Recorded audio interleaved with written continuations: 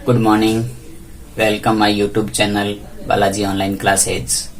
मेरे प्यारे मित्रों, जैसा कि हम कंपटीशन एग्जाम के रेलवे, एनटीपीसी और एसएससी व आर्मी जीडी वगैरह की जो पेपर होते हैं जिसमें हम सामान्य गणित पढ़ते हैं, इनकी गणित के बारे में 10वीं लेवल की गणित आती है, उसी प्रकार के गणित के हम टॉपिक पढ़ रहे थे जिसमें हमारा टॉपिक चल रहा है प्रतिशत की हमने 2 क्लास पढ़ी जिसमें हमने कुछ बेसिक कॉन्सेप्ट पढ़े। दूसरी क्लास में एबी फॉर्मूला पढ़ा था। आज हम प्रतिशत के बारे में एक ऐसा कॉन्सेप्ट पढ़ेंगे जिसे हम कहते हैं होल वैल्यू कॉन्सेप्ट।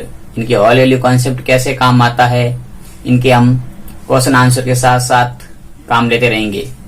कुछ वैल्यू ऐसी होगी जो आपको और हमें याद करनी पड़ती है, जैसे मैं आपको बताता रहूंगा, और होल वैल्यू का एक कॉन्सेप्ट के साथ में कि कैसे ज्ञात करते हैं होल वैल्यूज।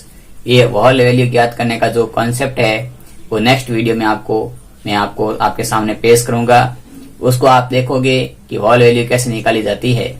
कुछ फिक्स वैल्यू होती है जो मैंने पहले बता रखी है दो वीडियो में, वो याद रखनी है। उनके साथ साथ आज और कुछ वैल्यू रहेगी जो हम याद करते रहेंगे। और आज मैं आपको लगभग 15 से 20 क्वेश्चन इस वीडियो में कराऊंगा जो कि काफी इंपॉर्टेंट वीडियो होंगे, काफी कॉन्सेप्ट क्लियर करने वाले वीडियो होंगे। तो आप मेरा वीडियो पूरा देखना, और यदि मेरा वीडियो पसंद आता है तो लाइक करना, और यदि आप मेरे यूट्यूब चैनल पर पहली बार हैं तो मेरे चैनल की सदस्यता या चैनल को सब्सक्राइब जरूर करना। आपका इतना अमूल्य सहयोग मेरे को मिल रहा है कि जिससे मैं बहुत ही जोश के साथ में आपके लिए हर दिन नया वीडियो पूरी मेहनत व ईमानदारी से बना करके पेश होता हूँ। धन्यवाद।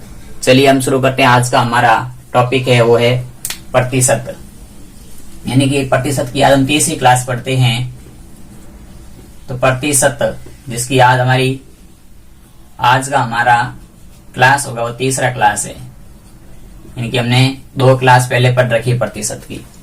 तो तीसरी क्लास का पहला क्वेश्चन है आपके स्क्रीन पर कि आलू के भाव 20 रुपए से बढ़कर 25 रुपए हो जाते हैं तो उपभोक्ता अपनी खपत में कितने प्रतिशत कमी करे कि उसका खर्च यथावत रहे। पहला क्वेश्चन था आपके सामने स्क्रीन पर ही है कि आलू के भाव है वो, देखो इसका हम हल करते हैं, यानी कि मैं इसके आपको कॉन्सेप्ट के साथ में हल करूंगा ताकि हमें ट्रिक हम खुद बनाते हैं और हम खुद के लिए लागू हो सकती है। इनकी ट्रिक बनाने से पहले यदि हमें उसका कॉन्सेप्ट पता होगा तो ये हमारी ट्रिक काम आएगी, अन्यथा हम कभी कभी ट्रिक के माध्यम से गलत भी कर सकते हैं। तो हमें यहाँ पूछा गया है कि आलू की प्रारंभिक वैल्यू, प्रथम मान कितना है, तो प्रथम मान है वो है 20 रुपए। 20 रुपए से बढ़कर के कितना हो गया, तो 20 रुपए से बढ़कर के हो जाते हैं 25 रुपए। हमें प्रश्न में ये पूछा है कि उपभोक्ता अपने खर्च पर, यानी अपने खपत पर कितना प्रतिशत कम करे। देखो हमें यहाँ पर ये पता नहीं है, हमें सिर्फ भाव की वृद्धि पता है, प्रतिशत कितने परसेंट वृद्धि हुई, तो हमें प्रतिशत वृद्धि ज्ञात करते हैं, यानी कितने प्रतिशत वृद्धि हुई। तो देखो 20 रुपए से 25 रुपए हो गए तो वास्तविक वृद्धि कितने होगी, 5 रुपए की होगी। इनकी 20 रुपए भाव थे, 25 रुपए हो गए, तो वास्तव में कितना मान बढ़ा, 5 रुपए बढ़ा।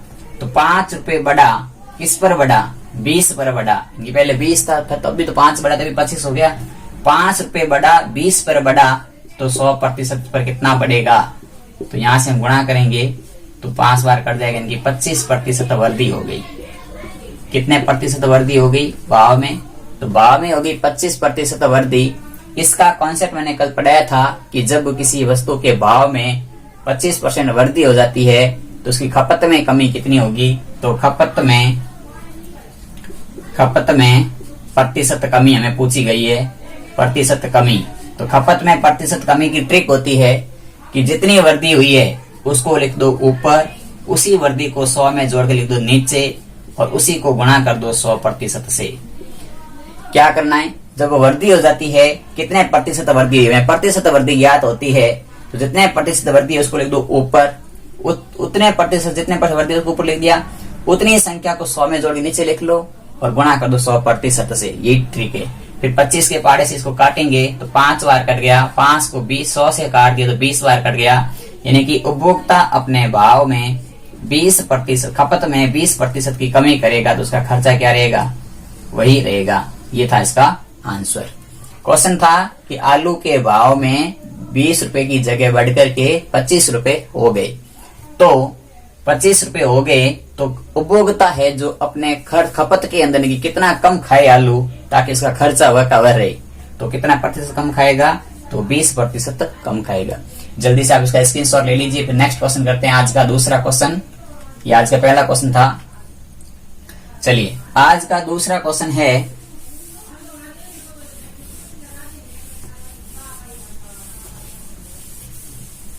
कि राम एक घड़ी 500 रुपए में खरीदे, उसे कितने रुपए में बेचे कि उसे 10% का लाभ हो।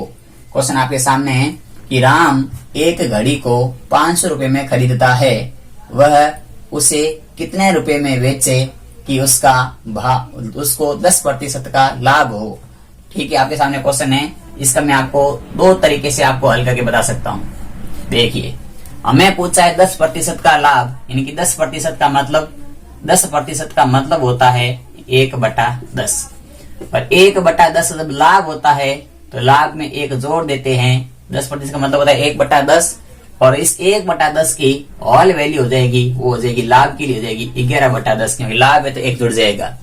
अब हम क्या करते हैं, 500 रुपए में घड़ी खरीदी है तो 500 रुपए जिसका क्रय मूल्य था, उस क्रय मूल्य को इस ऑल वैल्यू से गुणा कर दो और कुछ भी नहीं करना।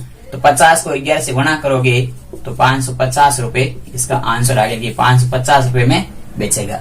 ये क्या है, ये एक ट्रिक है।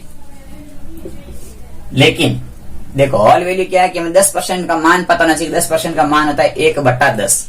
10% का मतलब होता है 1/10। इसकी ऑल वैल्यू क्यों होती है, क्योंकि 10% का मतलब होता है 10/100, और 1 0 से 1 0 कट जाएगी तो कितना आ गया, 1/10 आया कि नहीं आया। तो हमारे पास में 10% की ऑल वैल्यू आ गई 1/10, ये इसकी ऑल वैल्यू कहलाती है। तो 1/10 अब जब लाभ पूछेगा तो 1 जोड़ेगा, हानि होती तो 1 घट जाती, नहीं 9/10 हो जाती। लाभ के लिए होती 11/10 और हानि के लिए हो जाती है 9/10। तो ये हमें इस प्रकार की ऑल वैल्यूज याद करनी है। तो 10% को हम लिख सकते हैं 1/10, लाभ होगा तो 11/10, हानि होगी तो 9/10। ये तो था जब ऑल वैल्यू हमें याद होती है तो कुछ भी नहीं होता है। इसके लिए सूत्र होता है, ट्रिक होती है, जब हमारे पास सीपी दिया हो, एसपी ज्ञात करना हो, एसपी ज्ञात करना हो तो सीपी गुणा ऑल वैल्यू, सीपी गुणा ऑल वैल्यू, यानी कि वास्तविक ऑल वैल्यू, सीपी गुणा ऑल वैल्यू जब कब करते हैं, ये ट्रिक है सीपी गुणा ऑल वैल्यू, जब हमें ऑल वैल्यू पता हो तो। लेकिन इसका बेसिक कॉन्सेप्ट क्या है मैं आपको समझाता हूं।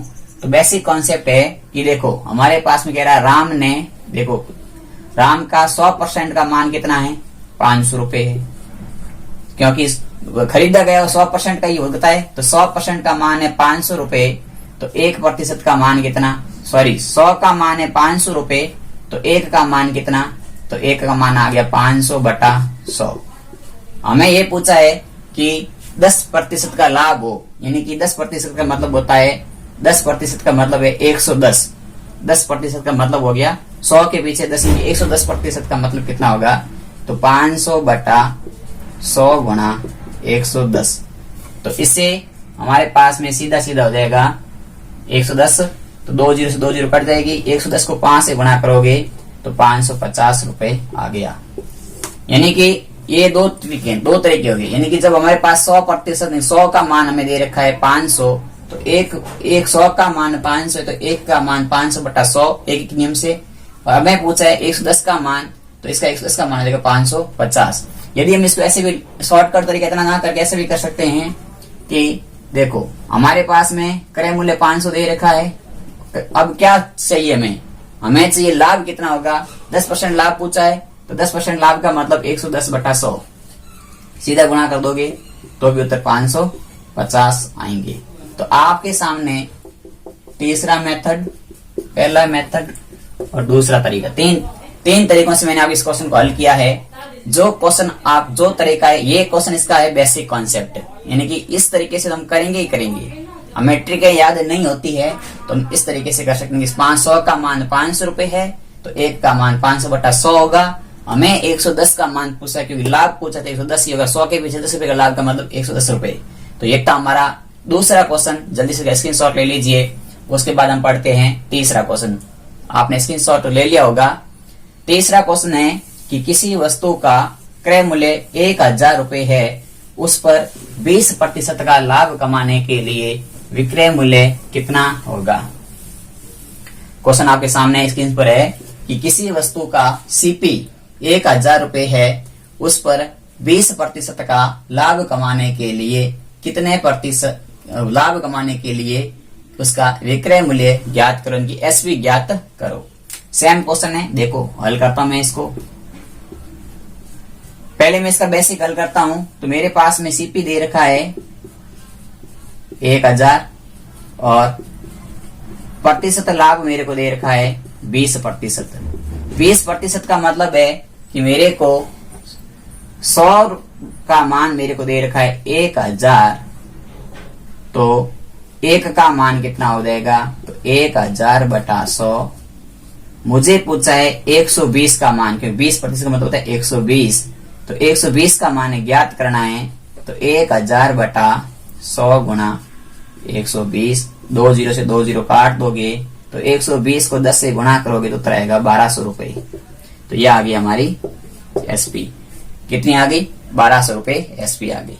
अब मैं इसको इसी प्रकार ना करके, इतना बड़ा कॉन्सेप्ट ना लगा करके, यदि मेरे को पता है कि मेरे पास में सीपी का मान दे रखा है 1000 और मुझे 20% का लाभ लेना है, तो मतलब मेरे को 120 का मान ज्ञात करना है, तो 100 का भाग लगा देंगे और 1000 से गुणा कर देंगे, तो 20 से 20 कट जाएगी, तो उत्तर आ जाएगा 1200 रुपए। यदि इसी को ऑल वैल्यू से करते, तो ऑल वैल्यू से करते मतलब 20% की मतलब होता है 20% को हम लिख सकते हैं क्या, 20 बटा 100, और इसको हम जब काट देंगे तो उत्तर आएगा 1 बटा 5। 20% का मतलब होता है 1 बटा 5, और हमारे को लाभ कमाना है, तो इसका आंसर आएगा 6 बटा 5, और 6 बटा 5 को हम 1000 से गुणा कर लेंगे। ये उसकी ऑल वैल्यू आ गई। 20% की ऑल वैल्यू 1 बटा 5 है, लाभ है तो 6 बटा 5 हो गई। तो 1000 को 6 बटा 5 से गुणा करोगे तो 5 का गुणा करोगे तो 200 आ गए, 200 को 6 से गुणा करोगे तो 1200 रुपए आ गया आंसर। तो तीनों क्वेश्चन, तीनों मेथड से मैंने आपको एक एक 2 क्वेश्चन कराए तीनों मेथड से। तो इसी मेथड से हमें आप इसका स्क्रीनशॉट ले लीजिए। आपको जो तरीका बेस्ट लगता है उस तरीके से आप क्वेश्चन को हल कर सकते हैं, जितना जल्दी हो सके। तो मेरे हिसाब से ये एक तरीका जिसमें आपको लाभ कमाना है, तो सीधा उसको सीपी को लिख के कितना लाभ कमाना है बटे में 100 कर गुणा करोगे तो फास्ट आंसर, सबसे फास्ट आंसर इसका आता है। यदि हॉल वैल्यू याद है तो सीधा आपको ये नहीं ज्ञात करना है कि 1/20 का मतलब 1/5 लाभ है, तो 6 बटा 5 को सीधा गुणा कर दो, उत्तर आएगा 1205। इनकी जब देखो इसका मान मुझे पता है, 20 का मान मेरे को पता है कि 1/5 होता है। अब लाभ है तो लाभ का मतलब 6 बटा 5, और 6 बटा 5 का मतलब है कि 1000 को 6 बटा 5 से गुणा कर दिया मैंने, तो सीधा उत्तर आ गया मेरे पास 1200। ऑल वैल्यूज हमें कुछ याद करनी है, जो हमें क्वेश्चन के साथ साथ याद करनी है। पहले क्वेश्चन 10 की याद की थी, दूसरे क्वेश्चन मैंने 20 की याद कर ली, कुछ और क्वेश्चन आएंगे जिसमें साथ साथ याद करते रहेंगे। तो 3 क्वेश्चन हो गए, जल्दी से स्क्रीनशॉट ले लो तीसरे क्वेश्चन का। अगला क्वेश्चन है क्वेश्चन नंबर 4। 4 नंबर क्वेश्चन है कि राहुल की सैलरी 630 रुपए से बढ़कर 700 रुपए हो जाती है, तो राहुल की सैलरी में प्रतिशत वृद्धि ज्ञात करो। क्वेश्चन है कि राहुल की सैलरी 630 रुपए से बढ़कर 700 रुपए हो जाती है, तो राहुल की सैलरी में प्रतिशत वृद्धि ज्ञात करो। तो देखो राहुल की सैलरी पहले कितनी थी 630, फिर बढ़कर के कितनी हो गई 700। हमें पूछा गया है प्रतिशत वृद्धि। अब प्रतिशत वृद्धि का मतलब है वास्तव में कितनी बढ़ी, 70 रुपए बढ़ी कि नहीं बढ़ी, तभी तो हुआ अंतर। तो 70 रुपए वास्तव में बढ़ी किस पर, 600 पर, 630 पर बढ़ी। और हमें पूछा है प्रतिशत वृद्धि, मतलब 100% गुणा कर दोगे, इनका काट दोगे तो 7 9 63, 9 का भाग दोगे 100 में, तो उत्तर आएगा 11 सही 1/9% वृद्धि। ये इसका हो गया आंसर। कुछ नहीं था, 630 रुपए बढ़ के 700 रुपए हो गए, तो वास्तव में कितना बढ़ा, 70 बढ़ा। 70 रुपए किसके ऊपर बढ़ा, 730 पे तो बढ़ा है। तो बढ़ा है कितना 70, किस पे बढ़ा 730 पर, तो 100 पर कितना हो जाएगा, तो गुणा करेंगे 0 से 0 कट गई, 7 9 63, 9 का भाग दिया 100 में, तो 11 सही 1/9% वृद्धि आ गई। ये था इसका आंसर क्वेश्चन नंबर 4।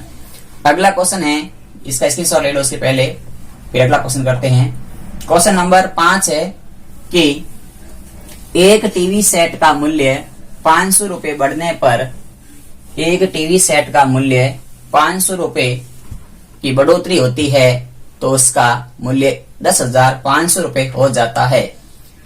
10,500 रुपए हो जाता है तो बताओ टीवी सेट की कीमत कितने प्रतिशत बढ़ी।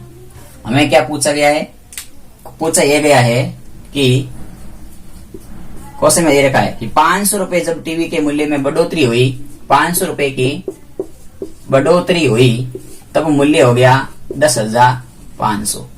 10,500 कब हुआ, जब इसमें 500 की बढ़ोतरी हुई तब हुआ। तो पहले कितना होगा, पहले 10,000 था, तभी तो 10,000 में 500 बढ़े तो ये नया मूल्य बन गया 10,500, पहले 10,000 था। हमें ये पूछा गया है कि प्रतिशत वृद्धि कितनी हुई वो ज्ञात करनी है, यानी कि कितने प्रतिशत मूल्य में वृद्धि हुई। तो देखो वृद्धि हुई कितनी, वास्तव में वृद्धि हुई 500 रुपए की। किस पर हुई, 10,000 पे 10,500 पे हुई। 10,500 पे 500 बढ़ते तो 11,000 हो जाते। तो वृद्धि हुई जिस पर किस संख्या पे हुई है, तो 10,000 पे वृद्धि हुई है। 10,000 पे वृद्धि गुणे में 100% गुणा कर दोगे तो 2 0 से 2 0, 2 0 से 2 0 कट जाएंगे तो उत्तर आ जाएगा 5% वृद्धि। यह था हमारा 5वां क्वेश्चन। यानी कि टीवी सेट के मूल्य में जो 500 रुपए बढ़े तो 10,500 हो गए। पहले कितने थे, 500 रुपए बढ़ाने पर 10,500, पहले कितने थे, 10,000 थे। तो 10,000 पर 500 रुपए बढ़े तो 100 रुपए पर कितने बढ़ेंगे, तो 5% की वृद्धि होगी। वो 100% का आंसर हो जाएगा। जल्दी से आप इसका स्क्रीनशॉट ले लीजिए। उसके बाद अगला छठा क्वेश्चन है, आपने स्क्रीनशॉट ले लिया होगा।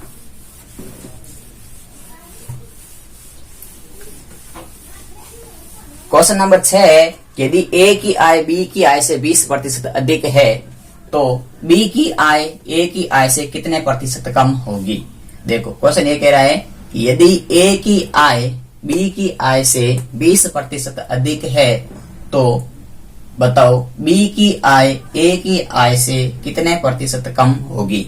इस क्वेश्चन में देखने पर हमें ए की आय बी की आय बी की आय ए की आय की बात कर रहे हैं और प्रतिशत में दे रखा है वैल्यू, फिक्स वैल्यू, इनकी रियल वैल्यू कुछ भी नहीं दे रखी है। तो यहाँ मान लेते हैं, इसका हम हल करते हैं।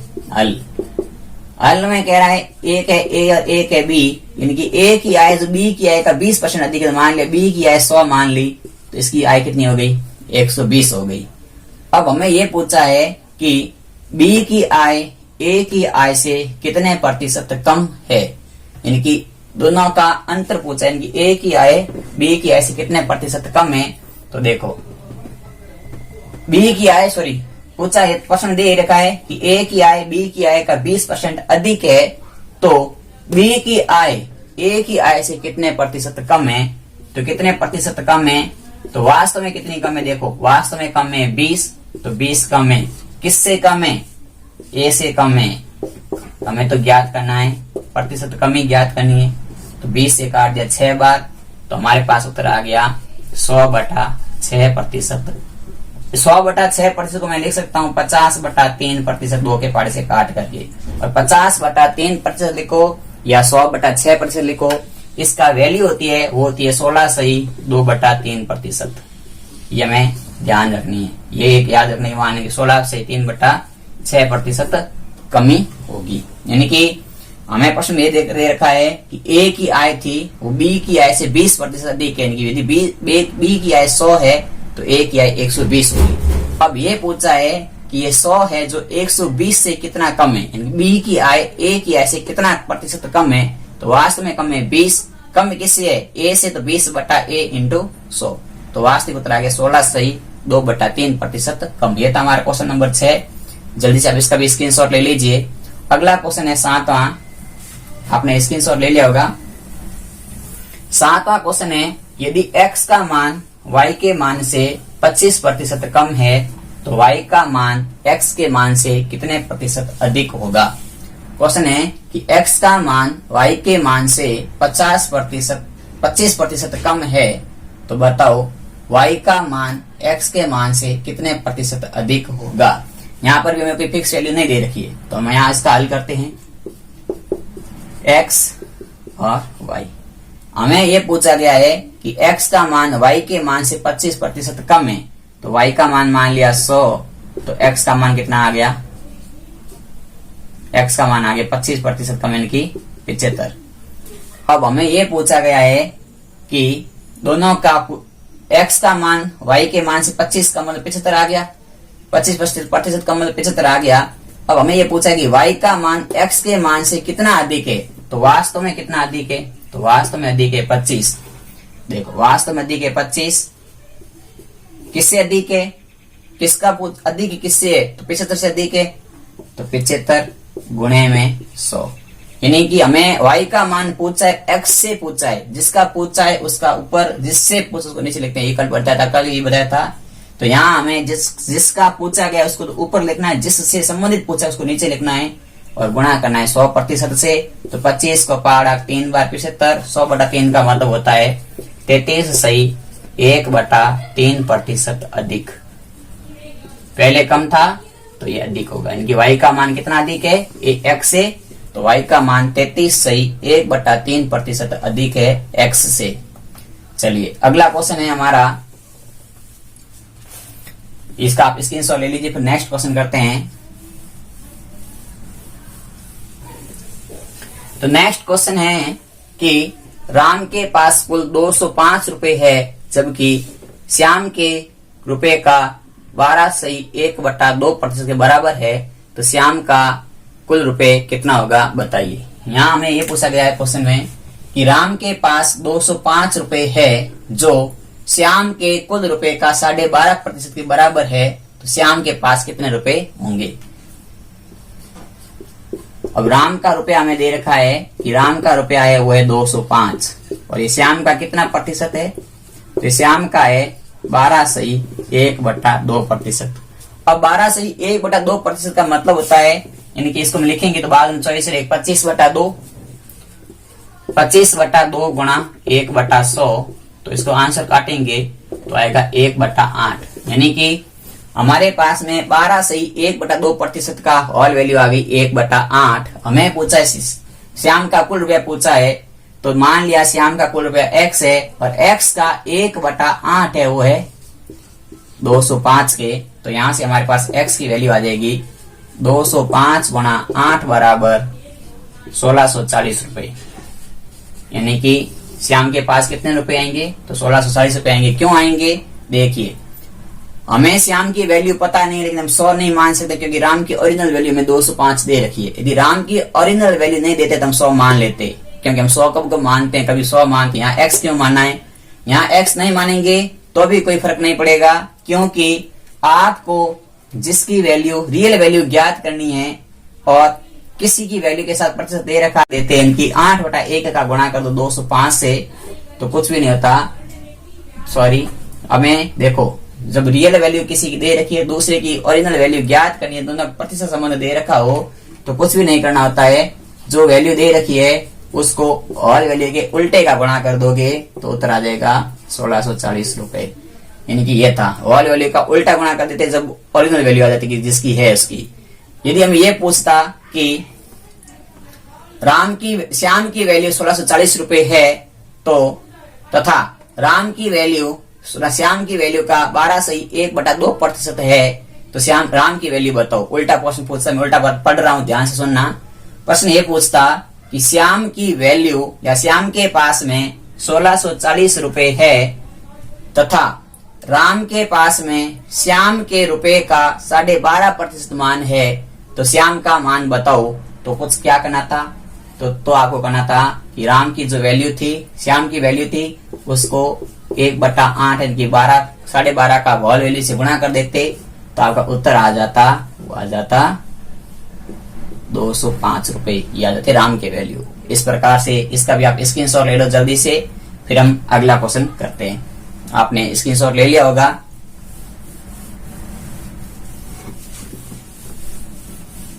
कुछ इंपॉर्टेंट क्वेश्चन है ये सारे, जो army, GD, police constable, railway, NTPC इन परीक्षाओं में जो पिछले प्रश्न पत्रों में आ रखे हैं वहां से मैंने सबको नोट किया है, तो आप क्वेश्चन के ऊपर विश्वास रखिए, इनको समझिएगा।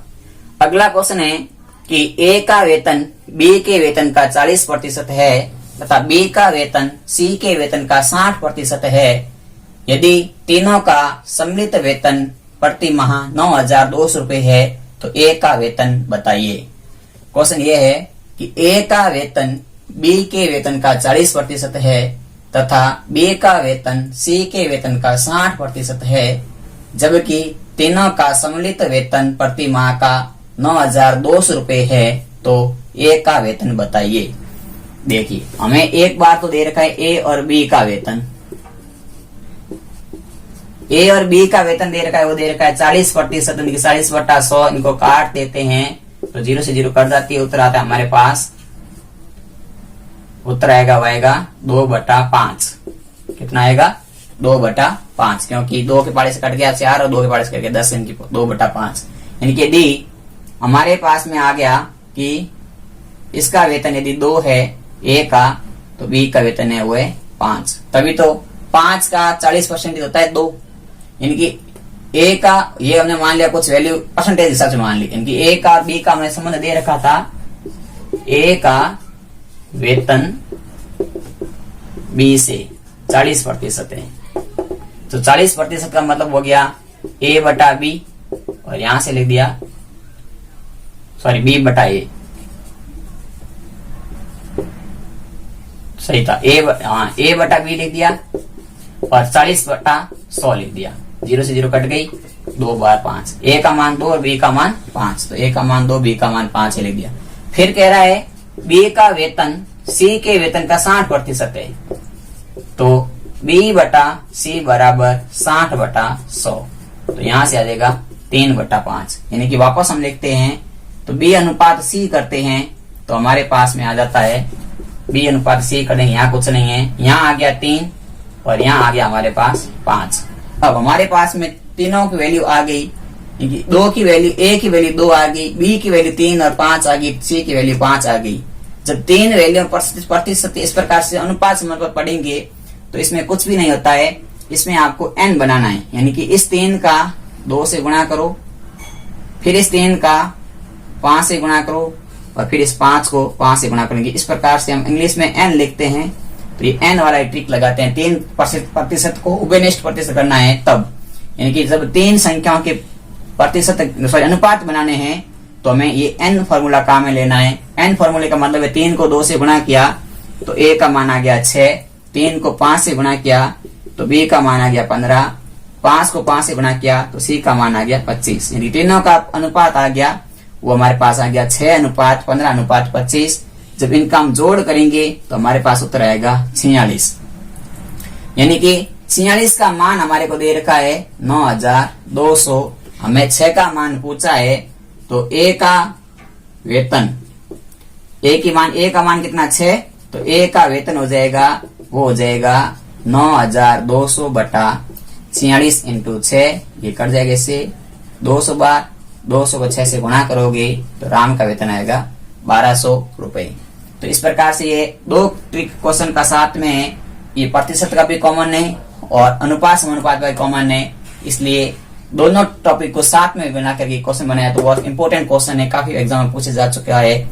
हमें क्या करना है, पहले ए बी का अनुपात ज्ञात किया, फिर बी सी का अनुपात ज्ञात किया, फिर तीनों का संयुक्त अनुपात ज्ञात करना है, तो एन फॉर्मूला काम में लगाएंगे।